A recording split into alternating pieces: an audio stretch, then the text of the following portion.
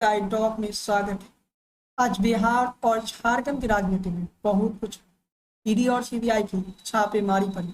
विपक्ष का आरोप है केंद्र सरकार विपक्षी पार्टियों को खत्म करने के लिए, खासकर क्षेत्रीय दलों को समाप्त करने के लिए, क्योंकि कांग्रेस का खास वजूद बचा नहीं है, इसलिए ईडी और सीबीआई का इस्तेमाल कर रही है। इसी आरोप के बाद केंद्र सरकार कहती है कि हमने बंगाल में छापेमारी की तो वहां नोटों की बरामद हुई। केंद्र सरकार कहती है हमने महाराष्ट्र में छापेमारी की तो वहां भी तो पैसे बरामद हुई। यानी ईडी और सीबीआई के गलत इस्तेमाल पर भी सवाल निशान खड़ी होती है। कौन सच्चा कौन झूठा, ये भी एक बड़ा सवाल है। जब केंद्र में यूपीए की सरकार थी तो सीबीआई का भी इसी तरह का गलत इस्तेमाल बीजेपी और एनडीए के नेताओं के खिलाफ होता था, लेकिन उस दौरान नहीं हुआ। उस दौरान सीबीआई का इस्तेमाल ज्यादा हो रहा था। खबर तो यहाँ तक थी कि सीबीआई का इस्तेमाल के उस दौरान देश की सबसे बड़ी न्यायपालिका सुप्रीम कोर्ट ने कहा सीबीआई तो केंद्र सरकार का टोटा है। ये शब्द जब सुप्रीम कोर्ट ने कहा उसी वक्त सीबीआई की जो उसी दौरान सीबीआई की अस्तित्व, आप कह सकते हैं, समाप्त हो गई। उसे केंद्र सरकार का टोटा कह दिया है। जब से नरेंद्र मोदी की सरकार आई है तब से ईडी काफी ज्यादा छापेमारी की। ऐसा हम नहीं कह सकते। ईडी ने हर जगह गलत तरीके से ही छापेमारी की। कई जगहों पर नोट की बरामद हुई, जैसे कि बंगाल का उदाहरण मैंने शुरुआत में दिया था। इसके अलावा ईडी और भी कई नेताओं के घरों में जब छापेमारी की तो भारी मात्रा में पैसे की बरामद हुई। लेकिन दूसरी तरफ विपक्ष का आरोप है ये सब तो जेपी नड्डा का उस बयान के मुताबिक चल रहा है। जेपी नड्डा ने कहा था एक दिन सारे क्षेत्रीय दल समाप्त हो जाएगी और इस देश में एक ही राजनीतिक दल बचेगा, वो दल है भारतीय जनता पार्टी।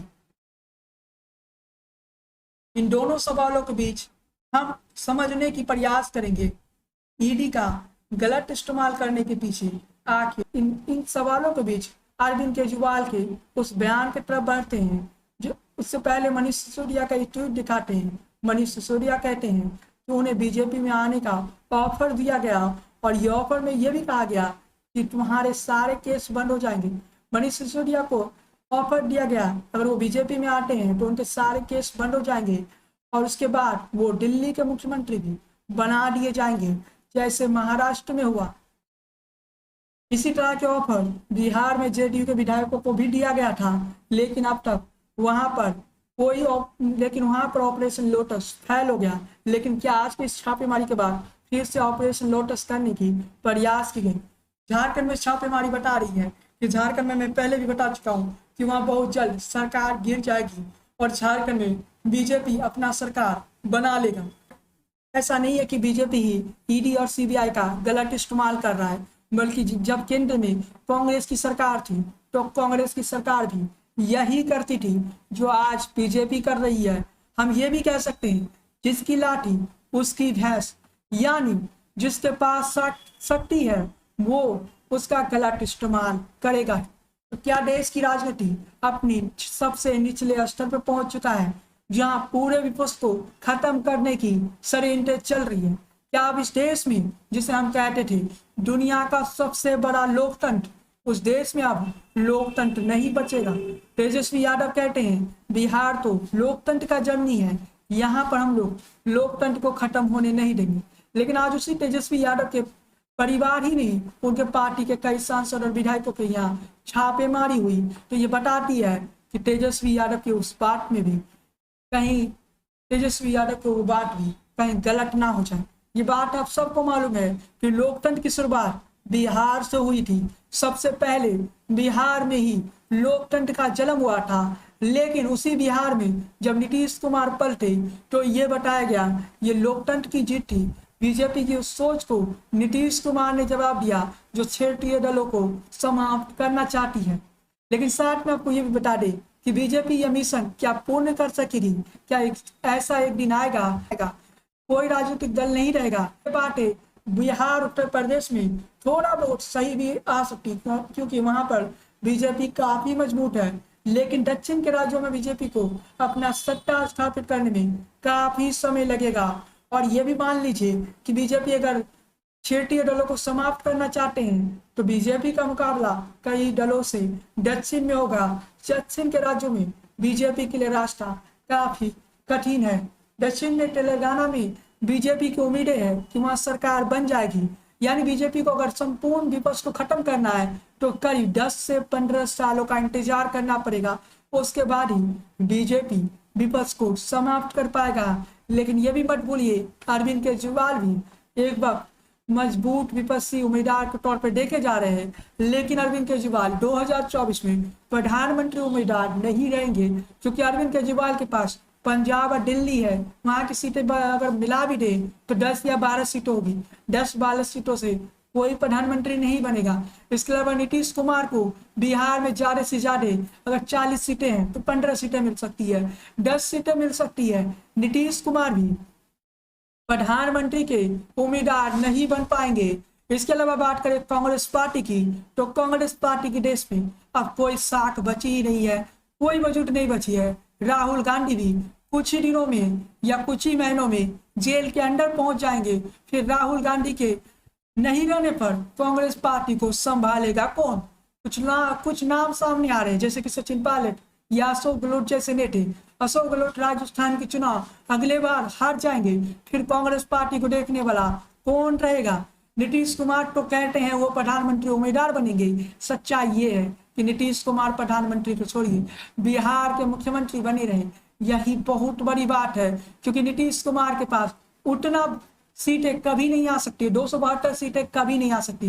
अरविंद केजरीवाल के बारे में मैंने कहा था कि 2040 ऐसा दौर रहेगा जब आम आदमी पार्टी इस देश में मजबूत पार्टी बन सकती है। लेकिन अगर दिल्ली के चुनाव आम आदमी पार्टी हार जाती है तो अरविंद केजरीवाल का भी कोई वजूद नहीं रहेगा। बीजेपी अगर विपक्ष खत्म करने का मिशन पर है तो उसे सबसे पहले अरविंद केजरीवाल को ही खत्म करना होगा, क्योंकि बीजेपी का सबसे बड़ा रुकावट अरविंद केजरीवाल है, ना कि नीतीश कुमार और तेजस्वी यादव जैसे नेता। ना ही अखिलेश यादव ये कर सकते हैं, ना ही तेजस्वी ये कर सकते हैं। लेकिन केजरीवाल में वो साहस है कि वो देश के प्रधानमंत्री बन सकते हैं, क्योंकि केजरीवाल की लोकप्रियता तेजी से देश में बढ़ रही है। इसमें कहीं भी हम ये नहीं कह सकते हैं। अरविंद केजरीवाल अगर देश के प्रधानमंत्री बनना चाहते हैं तो 2030 तक वो मौका आएगा जब अरविंद केजरीवाल एक मजबूत विकल्प के तौर पर उभर सकते हैं। अरविंद केजरीवाल को प्रधानमंत्री बनना है तो बिहार में तेजस्वी यादव, तो यूपी अखिलेश यादव जैसे, मायावती जैसे पार्टियों से गठबंधन करना पड़ेगा। यानी मायावती को भी साथ मिलाना होगा, पूरे फॉर्मूला लगाना होगा। लेकिन अब अरविंद केजरीवाल के लिए मुश्किल है। जब तक यूपी में योगी रहेंगे तब तक अरविंद केजरीवाल यूपी में कुछ खास नहीं कर पाएंगे। बिहार में अरविंद केजरीवाल के लिए एक प्रयोगशाला बन सकता है, लेकिन बिहार में उन्हें तेजस्वी नीतीश जैसे पार्टी को साथ लेकर आगे बढ़ना पड़ेगा। यूं कहिए कि सत्ता और विपक्ष के इस खेल में राजनीति और नीचे गिरेगा, और इतना नीचे गिरेगा जिसकी आपने सोचे भी नहीं है। राजनीति के इस विश्लेषण में आपको ये भी बता दें कि आगे क्या होने वाला है। आज के जो छापे पड़े और इस छापे का असर, दूरगामी परिणाम क्या हो सकता है। झारखंड में बीजेपी अपना सरकार बना लेगा, ये नोट करके रखिए। झारखंड में बीजेपी की सरकार बनने जा रही है। दूसरी तरफ इसका दूरगामी परिणाम यह होगा कि अब आपको देखने को मिलेगा कि बिहार, लेकिन बिहार की बात करें तो बिहार में अभी हम इतना बता सकते हैं कि बिहार में सरकार गिरने की कोई संभावना नहीं है। तो एंड में, हम वीडियो के एंड में आ जाते हैं। क्या ईडी और सीबीआई का गलत इस्तेमाल हो रहा है? देश की सबसे बड़ी जांच एजेंसी ईडी और सीबीआई एक एजेंडे के तहत काम कर रही है, ये बात सच साबित होती है। विपक्ष का यह आरोप बिल्कुल सच है। ईडी और सीबीआई एक एजेंडे के तहत काम कर रही है। अगर ईडी और सीबीआई वाकई भ्रष्टाचार के खिलाफ कार्रवाई कर रही है तो बीजेपी में सबके सब राजा हरिश्चंद्र नहीं है, जैसा कि विपक्षी पार्टी आरोप लगाते हैं। उस आरोप में भी दम है।